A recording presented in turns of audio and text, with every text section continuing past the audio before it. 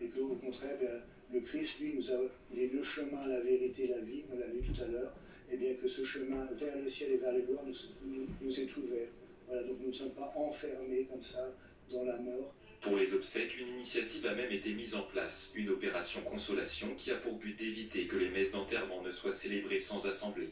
De plus en plus souvent, les obsèques sont célébrées avec très peu d'assemblées, voire sans assemblée, parce qu'on vit de plus en plus longtemps, les familles sont plus éclatées et peut-être moins liées aussi. Et donc très souvent, on a des célébrations avec 3 personnes qui viennent ou personne.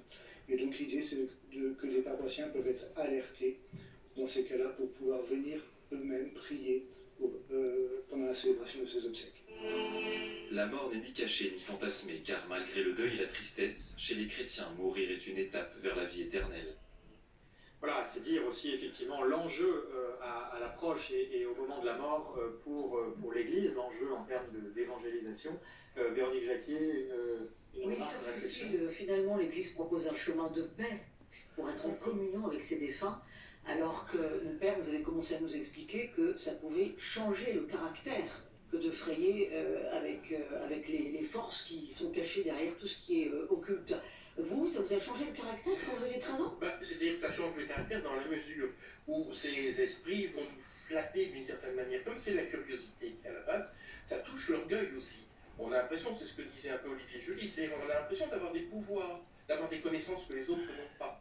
Et là, ça peut effectivement nous entraîner dans une forme de contentement de soi, de fierté, et qui en réalité est fondée sur des choses qui sont fausses en réalité. Après je pense qu'on est aussi dans des eaux troubles, et qu'au début, on peut... parce que je pense qu'un des critères, effectivement, qui peut aider à différencier, c'est que est-ce qu'on va ressentir une paix, voilà, ou du trouble. Mais peut-être que le trouble ne va pas apparaître dès le début dans l'ésotérisme. C'est sur le long terme que ça s'observe, en fait. Oui, parce qu'il y a justement l'esprit malin qui sait flatter.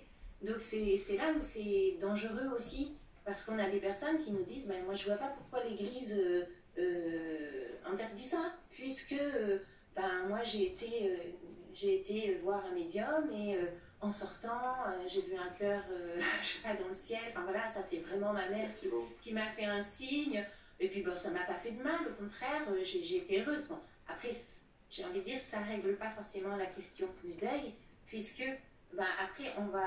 Par contre, le danger, c'est qu'après, on va se dire, ah oui, on va recommencer, quoi. On va recommencer, parce que c'est tellement bien. Je crois qu'il faut faire aussi attention aux faussetés. Parce qu'il y a beaucoup de médiums, c'est très développé, qui proposent leur service à des gens qui sont en deuil, surtout en deuil d'enfants.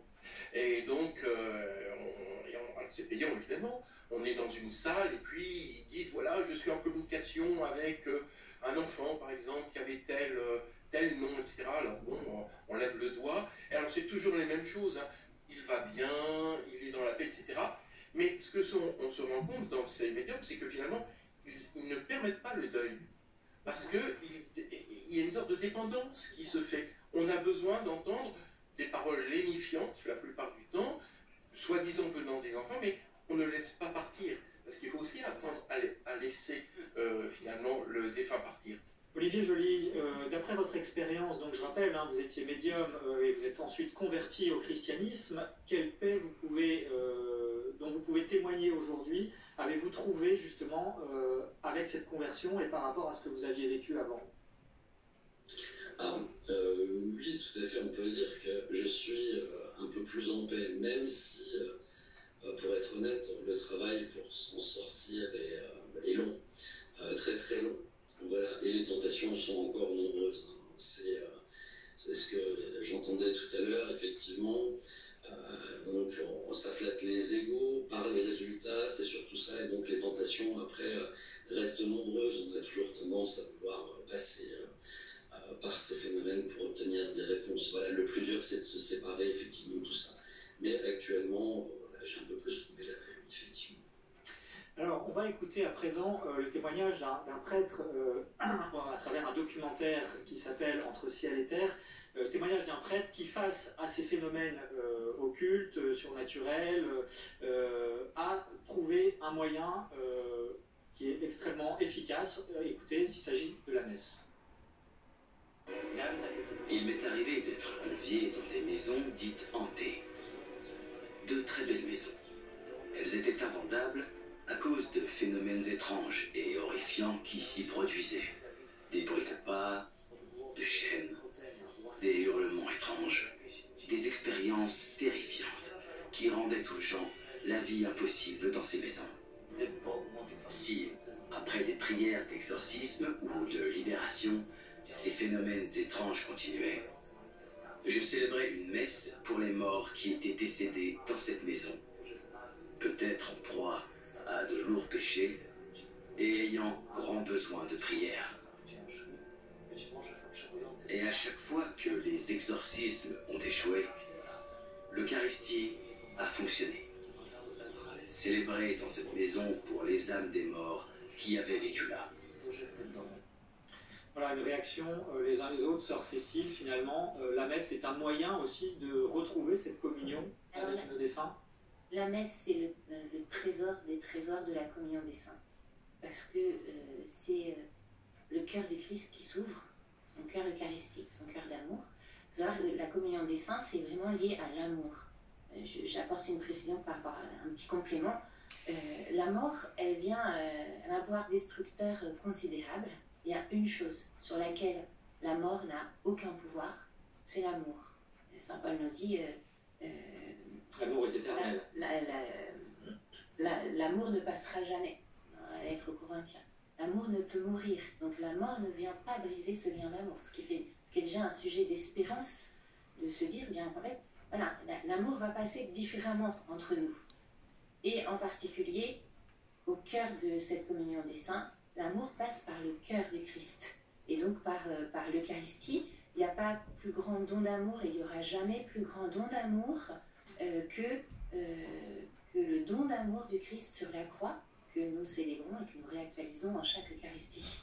Merci beaucoup, ce sera le mot de la fin. Oui, c'est-à-dire que pour tous les phénomènes dans les maisons, en réalité, il faut faire un discernement. Le discernement est toujours très important. Il ne faut pas imaginer qu'on nous appelle tout de suite, on vient avec notre eau bénite et on va essayer de voir d'où ça peut venir, parce qu'il y a toujours une cause. Alors ça peut être les personnes, et là, des gens qui ont vécu, alors bon, il y a des nœuds qu'il faut dénouer, j'allais dire, et l'Eucharistie est très précieuse. Après, il ne faut pas sous-estimer aussi qu'il peut y avoir des présences mauvaises, c'est lié aussi, hein, voilà, il y a des squatteurs, si je puis dire, et là c'est vraiment par la prière de délivrance et l'exorcisme qu'on peut vraiment les chasser. Donc vous voyez, il faut savoir, il y a toute une panoplie, et l'Église de ce côté-là nous propose pas mal d'instruments et d'armes, finalement. Quand je parlais de l'Eucharistie, l'Eucharistie, c'est ce qui nous met en communion entre le ciel et nous. Saint Jean-Paul II disait, l'Eucharistie, c'est un coin du ciel qui s'ouvre sur la terre, un rayon de la Jérusalem céleste qui traverse l'espace. Et donc c'est vraiment le lieu où nous pouvons retrouver nos défunts. Et c'est ce que la petite Thérèse a vécu dans sa première communion. Elle avait perdu sa maman, tout le monde pensait qu'elle pleurait parce que sa maman n'était pas là. Non, elle témoigne que dans cette communion, eh bien, elle a reçu le baiser de sa maman en même temps. Et donc c'est vraiment le cœur où on peut retrouver nos défunts. Merci.